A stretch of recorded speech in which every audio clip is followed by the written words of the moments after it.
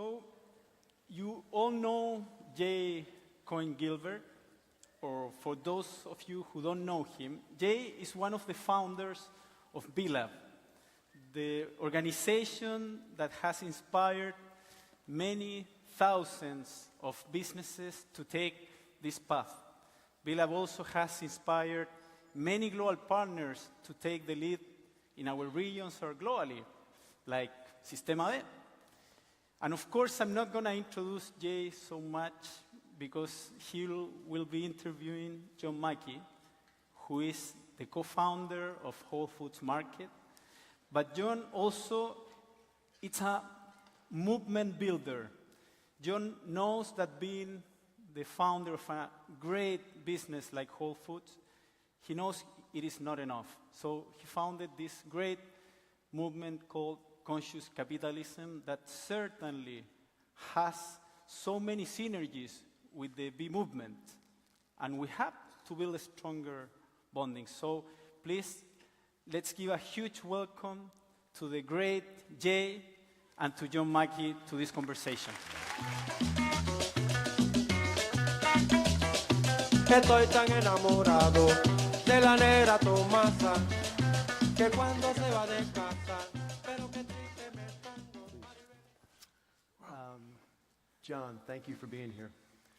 Thanks for inviting me. I want to start by just echoing something that Juan Pablo said, which is I think everybody knows you through your work at Whole Foods and thinks about it as an individual business and a huge success story.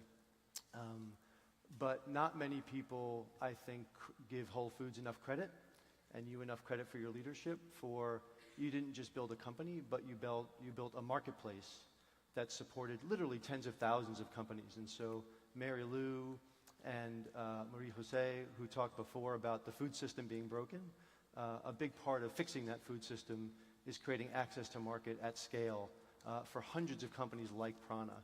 And so we all owe you a huge debt of gratitude for not only building Whole Foods, but through building Whole Foods to build a marketplace for thousands of other companies that are helping to reshape the food system all over the world. So thank you. Thank you.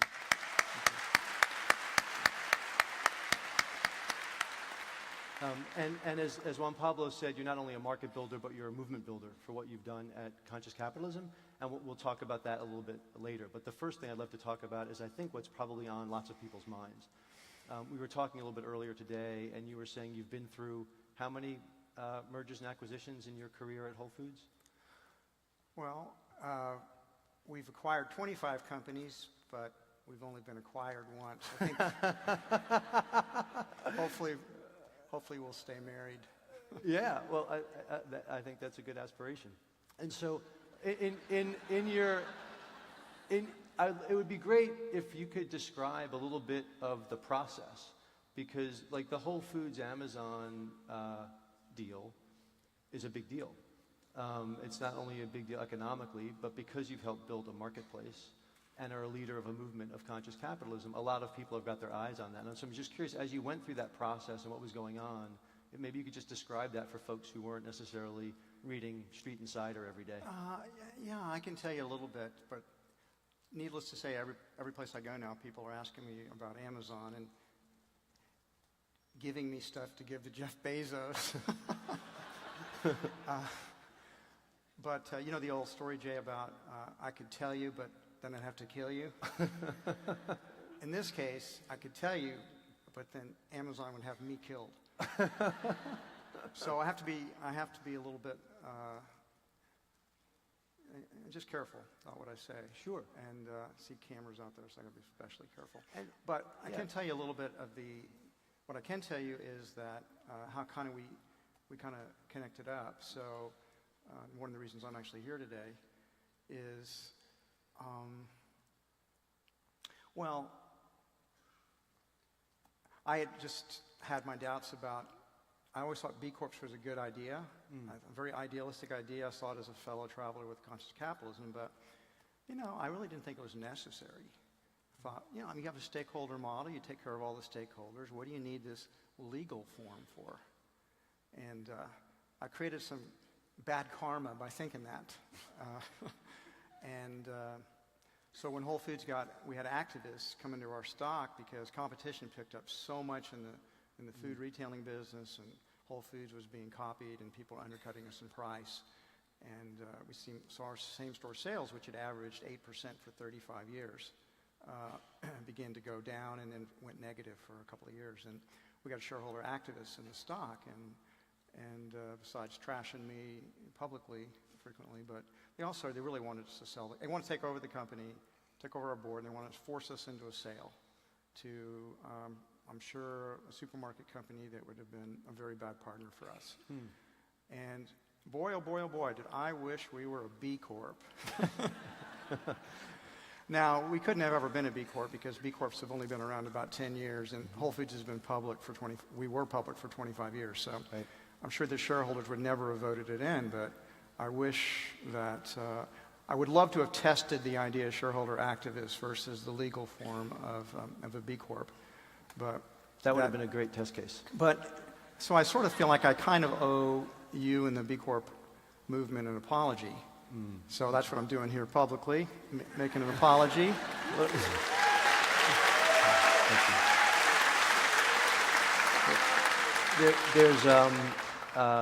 There's absolutely no need for an apology, but yeah, there was a need for me to do it. But so anyway, let's real quickly on the Amazon thing. I mean, I told a story, and it's actually a very good metaphor because we got these shareholder activists trying to take the company over, trying to force us into something, and I began to look around for, if we're going to be forced into a sale, then who would make a good partner for us? And there were several I checked with, but the one that really intrigued me was Amazon, because I admire the company for many years. I'm a customer, Prime member, and I'd met Jeff Bezos. I really liked him. He's a brilliant guy. He's a really, really smart guy, and had a good connection with him. But I didn't know how to get hold of him, so we were working with a firm in New York that was kind of helping us in defense against the activist. And I asked one of the partners there, a guy named Matt Yale, and I asked him, I said, Matt, do you know how to get in touch with Amazon? I'd like to at least explore the possibility of them purchasing or acquiring Whole Foods. And he said, yeah, my college roommate was Jay Carney. Jay Carney was the President Obama's communications head, and then he's now the communications head, chief communications officer of Amazon. So Matt made an inquiry, would you guys like to meet with Whole Foods, explore the possibility of maybe acquiring them? And they were very, very interested. And so I always say we were kind of set up on a blind date. And I flew up to Seattle with 3 of my senior executives, and we met with Jeff Bezos and 3 of their senior executives actually in Jeff Bezos' boathouse, just off his main house. Very heavy security there. I don't suggest you try to go pop by there anytime. So it was love at first sight. When we talked with them, it was like, man, these guys are so smart, they're so creative, they're so authentic. That's what really struck me about them. It was truly love at first sight. And you know how when you fall in love, you have the conversation? You might stay up all night, have the conversation, you realize, oh my God, she's like amazing, or he's so cool. Well, that's how we felt. And when we left his home and we huddled in a restaurant, we were talking to ourselves, and it was like, those guys are incredible. I would love to merge with them. And it was like, everybody was saying the same thing. And then it was like, do you think they liked us too? How long did it take before he texted you? Well,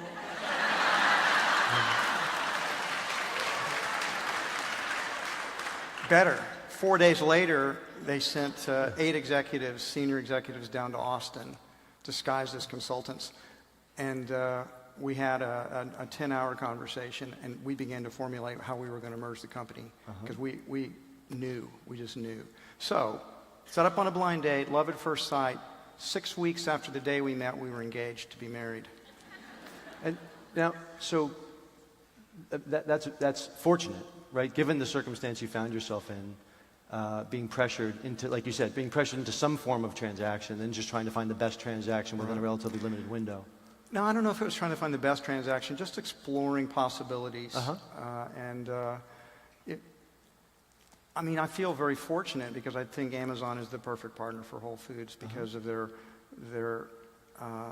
well, as I say, Whole Foods was in this trap, the whole paycheck trap. And I mean, we've cut our prices plenty of times, but nobody cares. I mean, people go in, they expect us to be expensive, they look for things that are more expensive, and that's the narrative. How are we going to get out of that narrative? Well, the Amazon narrative's more powerful than that. Right. Amazon's got a very powerful narrative. I mean, when they're one of the largest, most successful companies in the entire history of the human race. So when we cut prices and Amazon did it, my God, you should see what happened to our sales. Right. And just incredible. And you did that on the day that the deal closed, if I remember. The day that we don't, yeah, those guys don't mess around. Right, right. And so I've got a question. So, I literally don't know the answer to this, which is like breaking interviewer rule number 1. Is Whole Foods like a wholly owned subsidiary of Amazon? Like from a structure standpoint? Yeah, we still have it. We still have our own corporate form, corporate identity, but it's like instead of reporting to a board of directors, right, I report to like an Amazon board of directors. Right. So one thought is there are a handful. I'm not going to go ask Jeff Bezos if he wants to become a B Corp. Well, you know what's interesting. That's fair. And so maybe the baby step to that would be like Amazon doesn't have to become a B Corp, but Whole Foods still could become a B Corp.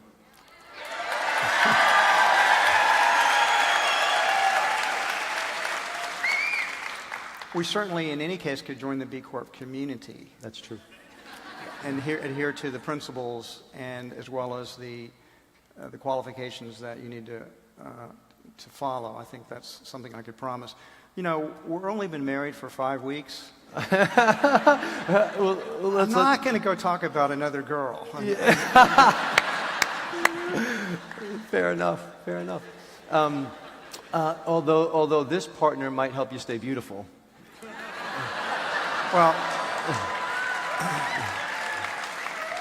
actually, technically, I think we're more the woman in the marriage. Fair enough. Fair enough. Well, you know, let's segue to. Thank God. Let's get off this subject. Yeah. No, sure.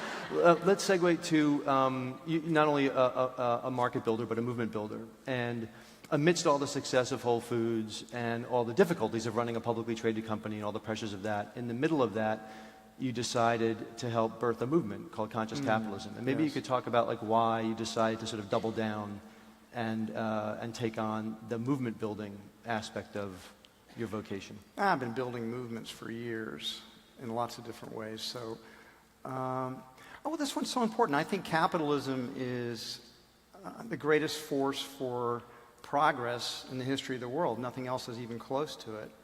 It has. And there are two things that drove me to want to start Conscious Capitalism or co-found it and write the book, co-author the book on it. One is that I think capitalism is amazing and I think it's misunderstood. I think there's a larger meta-narrative in our society about business, and that meta-narrative is business sucks. It's all about money. All people care about is profits, and they're greedy, they're selfish, they're exploitative. They're a bunch of sociopaths running around just lining their pockets. That's kind of a meta-narrative about business in our world. And it's not new. It's been going on for thousands of years. Think about it. The business people, the merchants have always been persecuted throughout all history. The Jews have been run out of country after country after country. They were the tradesmen. They were the money lenders. They were the business people, the merchants. Same thing with the Chinese in the East. They went all through the Orient and through Asia, and they were very successful business people, and they were persecuted for it. So capitalism is this great force for progress, and yet business itself is mistrusted. Capitalism is seen as greedy and selfish. So first of all, it's try to resurrect the reputation of capitalism. But secondly, there's a higher form of it. I always say capitalism's good, but it could be a heck of a lot better. We can do things more consciously. Business has a higher purpose than just making money. I mean, it's like Our bodies make red blood cells. We'd die if we didn't make red blood cells, but it doesn't logically follow that the purpose of our lives is to make red blood cells. Similarly, business has to make money. It has to be profitable. But that doesn't mean that's its purpose. Its purpose is to create value for other people. And it's tremendous at doing that, but it's not conscious of it. And I'm curious, John, like when you, and conscious capitalism's been around for a while. I don't mean the idea, but from the organization and the movement. And so what do you see from where you're sitting now as the biggest opportunities and the biggest challenges for helping conscious capitalism scale? I mean, it is scaling. It's actually going pretty darn fast. I mean, we're just like the B Corp is scaling and moving throughout the world, self-conscious capitalism. Another reason why I'm here is that, you know, we really should work closely together. I think our overlap in consciousness and values is very, very, very close. Agree. So I think we can help one another, and we both really believe in business being a force for good, and to do it in a more conscious, socially responsible, environmentally responsible way. So, yeah, let's help each other. I'm totally with that. What do you see as the biggest challenges? Like there's momentum clearly, and I think we both feel that. And when you see, like, what are some of the, either the pitfalls or there's two big challenges. They come from different directions. One big challenge is all businesses are inherently bad. So there's no redeeming. You can't put lipstick on a pig. So there's a certain mindset out there that just says, well, you're trying to redeem yourself through good works, but inherently, because you're business people, you can't be good. Right. So nice try. Right. And then from the other end, there's the people that's, what needs fixing? Capitalism's perfect just the way it is. Get over it. Right. And so you get skepticism from people that are capitalists, and you get skepticism from people that hate capitalism. Do you see it as a sort of a middle path? Exactly. And is there anything, when you think about that narrative and the change, the opportunities, the challenges, is there anything specific about this moment with everything that's happening in the world right now that you think is any particular call to business leaders? You're speaking to an auditorium full of theater full of business leaders. I know the part of capitalism that is the most diseased, and that's the financial sector, right? It's almost lost its gyroscope of values. It has become just about money and profits. I mean, when we had shareholder activists, that was really hammered home for me. None of the other values of Whole Foods Market mattered. Just how could we get a few more dollars out of that stock price, right, and do whatever it takes to do that. Did you destroy the company? You got 90,000 jobs, 16 billion in sales? Who cares? If we can make a couple $100 million, throw it all away. Right. So that's a very sick part of the capitalism. So I think B Corps are partly, benefit corporations are partly they're the tip of a reform movement that capitalism needs as a whole, but particularly the financial sector needs it. Why I liked hearing some of the earlier speakers, that was very inspiring to me. Yeah, Michael from BDC and Mary Lou from Tritos they were quite amazing. Inspiring. They were great. Totally agree. And there's more like them from the Global Alliance of Banking on Values and the whole impact investing movement. So it seems like things are moving in that direction, albeit not as quickly as we'd like. So I've got a question for you. There are not many people in this room know who Milton Friedman is. But not many people have had the opportunity to build a relationship with him, and you have. And I'm curious, one of his famous lines is the social responsibility of businesses to increase profits. The rest of that sentence in the text, that 1970 text says, as long as it operates within the law and ethical custom. And most people don't remember the end of that sentence, where Milton Friedman talked about the guardrails on business activity in the pursuit of profit within the guardrails of not only the law, but also ethical custom. And I'm curious, not that you can look into Milton Friedman's mind, but you did know the man. I'm just curious, he's a smart guy. He didn't have to say ethical custom. He could have just said within the law. Right. Why do you think he included that second part of that sentence? Well, first, since I know we're going to run out of time pretty soon, I'll say that I had a debate with Milton Friedman. You can find it if you Google it. Reason Magazine published the debate.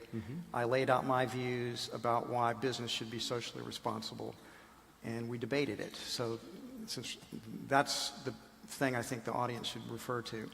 But look, Milton Friedman, first of all, he was an economist, not a business person. So when you're having to deal with customers and employees and suppliers, and you have to meet a payroll, and you're trying to meet competition, you see things differently than an economist does. And Milton Friedman saw that the stakeholders were interdependent. He didn't have that vocabulary for it. Right. He didn't have that language. But he saw the interdependence. But basically, he took for granted the ethics of Judeo-Christian values that had basically been a bulwark for capitalism for hundreds of years, but were basically disappearing. And in some ways, they've not disappeared from the society, but they've disappeared from some of the business community. And he didn't see that, I don't think. So those guardrails aren't there anymore, or they're not nearly as strong as they used to be. And I could see that. I was more in touch with it, and Milton didn't see it.